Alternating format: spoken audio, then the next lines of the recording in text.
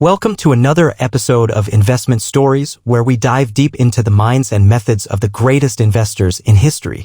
Today, we bring you the story of a man whose investing principles laid the foundation for some of the world's most successful investors, including Warren Buffett. His name? Benjamin Graham. But what was the one investing rule that made him a legend? What strategy turned this brilliant mind into the father of value investing? Stay with us as we unfold the remarkable journey of Benjamin Graham and the golden rule that still guides investors today. So, grab a cup of coffee, sit back, and let's step into the world of a true financial genius. Benjamin Graham's journey wasn't one of overnight success.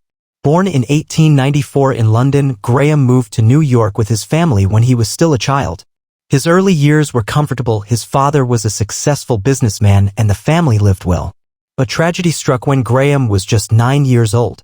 His father passed away suddenly, leaving his family in financial distress.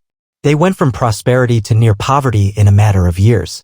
His mother tried to keep things afloat by investing in the stock market, but poor decisions and lack of knowledge led to more losses than gains. This childhood experience left a deep mark on Graham. He witnessed firsthand what financial insecurity felt like, and he knew one thing: he never wanted to experience that again. Determined to secure a better future, Graham excelled in school, earning a scholarship to Columbia University. He graduated second in his class at just 20 years old and soon landed a job on Wall Street. This was where he would develop the investing philosophy that would change the world. In the roaring 1920s, investing was seen as an exciting, get-rich-quick opportunity. Everyone wanted a piece of the stock market. People borrowed money to buy stocks, assuming the market would always go up. But Graham saw the risks. He watched as irrational exuberance led to dangerous speculation. Companies with no real earnings were selling shares at inflated prices simply because investors were chasing momentum. Then came the 1929 stock market crash. It wiped out fortunes overnight. The so-called safe investments turned to dust and millions lost everything, including some of the wealthiest investors in America. But Graham survived. Why? Because he followed a rule that protected him from disaster, a rule that would later become his legendary investing principle. What was this rule? It all came down to one concept: intrinsic value. We explored Benjamin Graham's early life and how witnessing financial hardship shaped his thinking. We left off at the 1929 stock market crash, where many investors were wiped out except Graham. Why? Because he followed a simple but powerful rule: invest only when the stock price is below its true worth, its intrinsic value. Now, let's dive deeper into what that means and how it became the foundation of value investing.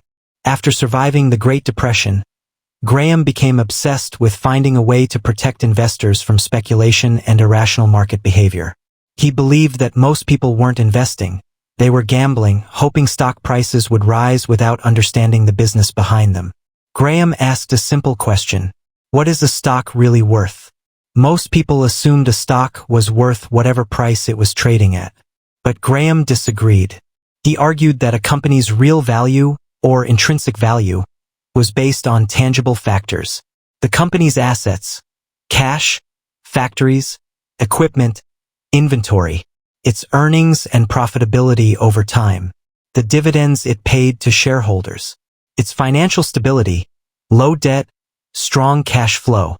If a stock was trading far below its intrinsic value, it was a bargain. If it was trading well above its intrinsic value, it was risky and overpriced.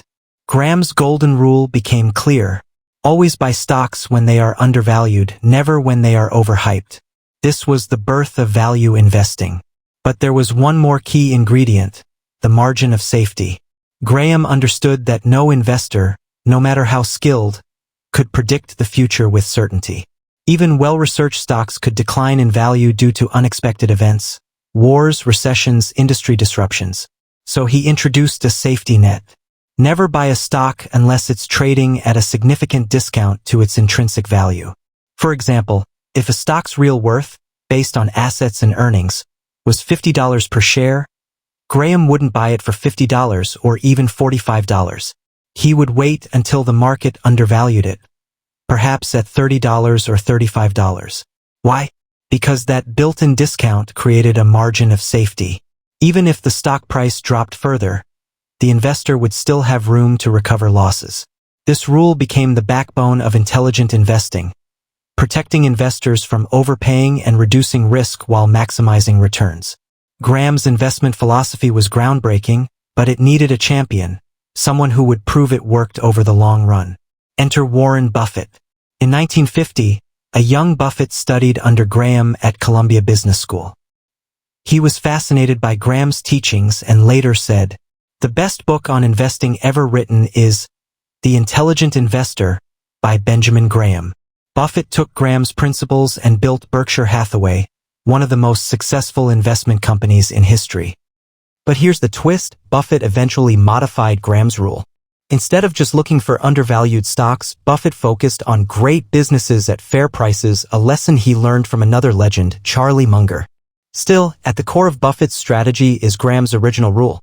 Buy when the stock is worth more than its market price. Always maintain a margin of safety. Invest in real businesses, not just stock prices. These principles have stood the test of time, turning Buffett into one of the richest men on the planet. We explored how Benjamin Graham developed the intrinsic value concept and introduced his famous margin of safety rule. We also saw how Warren Buffett took those principles and built his empire. But what if I told you that most investors ignore Graham's wisdom even today? Let's explore why and how his rule can still protect you from losing money in the stock market. The stock market is an emotional place. Fear and greed drive investors more than logic. Most people fall into one of two traps: buying overhyped stocks, chasing trends, and investing in stocks that are already overpriced, hoping they'll keep going up. Panic selling during crashes, selling stocks at a loss because of fear instead of holding onto strong companies with real value. Graham's investing rule: buy undervalued stocks and hold them long-term, goes against human nature.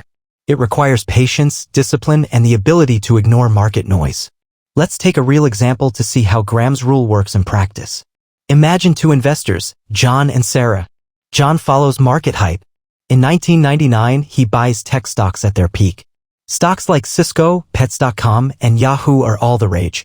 But they are massively overvalued. When the dot-com bubble bursts in 2000, John loses 80% of his portfolio. Sarah follows Graham's principles. Instead of chasing overpriced stocks, she looks for undervalued companies with strong financials. In 2001, after the crash, she buys Amazon when everyone else is afraid. Why? Because Amazon's intrinsic value was still solid even though its stock price had plummeted. Fast forward 20 years. John is still recovering from his losses. Sarah is a millionaire. Graham's rule worked because Sarah focused on buying when stocks were cheap, not when they were popular. You might be wondering, does Graham's rule still work today? The market is different now. Yes, and perhaps even more than before. Example 1, the 2008 financial crisis. During the crash, banking stocks collapsed. But those who applied Graham's rule and bought undervalued companies like JP Morgan Chase and Bank of America at their lowest points saw massive gains over the next decade. Example 2, the COVID-19 crash in 2020. Airline and travel stocks tanked. But those who bought Delta Airlines, Disney, or Marriott when they were severely undervalued made significant returns when the market rebounded. Graham's principle is timeless because human behavior in the stock market never changes. Fear will always create undervalued opportunities, and greed will always create overvalued risks. We explored why most investors fail. They let emotions drive their decisions. We also saw how Graham's rule of buying undervalued stocks has worked through major market crashes. But here's the real question: how do you apply Graham's rule in today's stock market? Let's break it down into practical steps so that you too can invest like the father of value investing. Benjamin Graham didn't rely on hype, he relied on numbers. He developed clear criteria to identify undervalued stocks. Here's how you can follow his method. 1. Look for low price-to-earnings (P/E) ratios. Graham believed that a stock's price should be low relative to its earnings. A P/E ratio under 15 was ideal. If a company was earning well but its stock price was still low, it was a sign of an undervalued stock. 2. Check the price-to-book (P/B) ratio. A company's book value is what it would be worth if all its assets were sold today. If a stock was trading below its book value, Graham saw it as a bargain. A P/B ratio under 1.5 was a good sign. 3. Avoid high-debt companies. Graham avoided companies with too much debt. His rule: look for companies where total debt is less than twice their current assets. That way, even if the market crashed, the company wouldn't go bankrupt. 4. Look for consistent earnings growth. A strong company doesn't just perform well for 1 year, it does well over time. Graham looked at companies that had grown earnings consistently for at least 10 years. If a company's profits were steady, it was a sign of financial health. 5. Ensure a margin of safety. The final and most important step, buy only when the stock is trading below its intrinsic value. If a stock was worth $100 but trading at $60, Graham considered it a safe investment. Graham famously said, "In the short run, the stock market is a voting machine. In the long run, it is a weighing machine." What does that mean?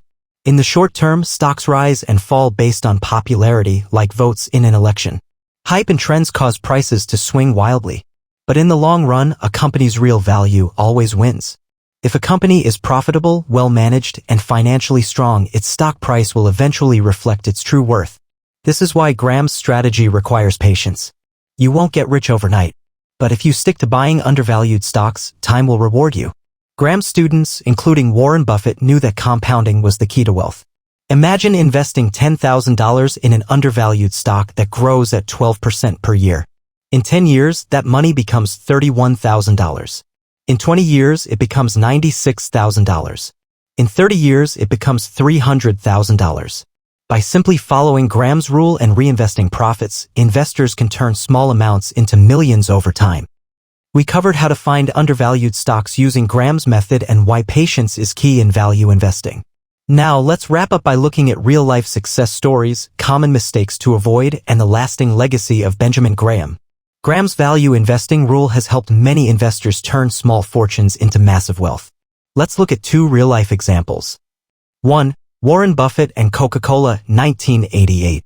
In the late 1980s, Warren Buffett noticed that Coca-Cola's stock was undervalued despite its strong global brand.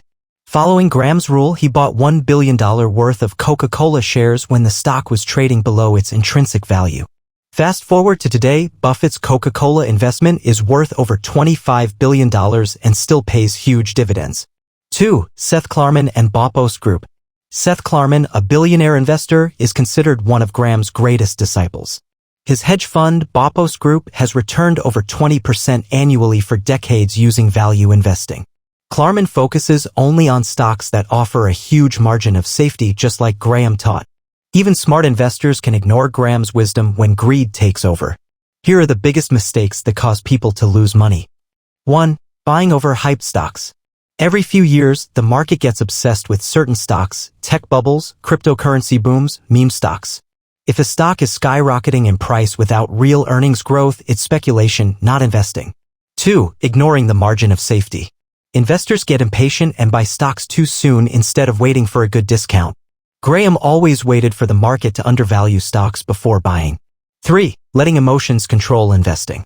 Fear makes people sell during crashes and greed makes them buy at the top. Graham's strategy requires cold, logical decisions based on numbers, not emotions. Graham's impact on investing is immeasurable.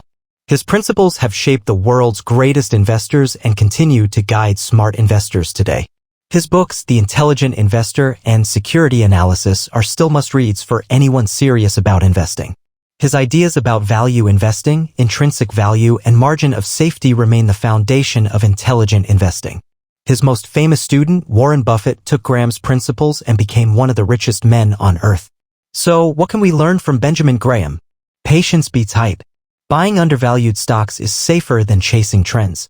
A margin of safety protects your investments. If you want to build lasting wealth, follow Graham's golden rule: invest in real value, not speculation. That's it for today's episode of Investment Stories. If you enjoyed this deep dive into Benjamin Graham's investing rule, don't forget to subscribe and share this podcast with others who want to invest wisely.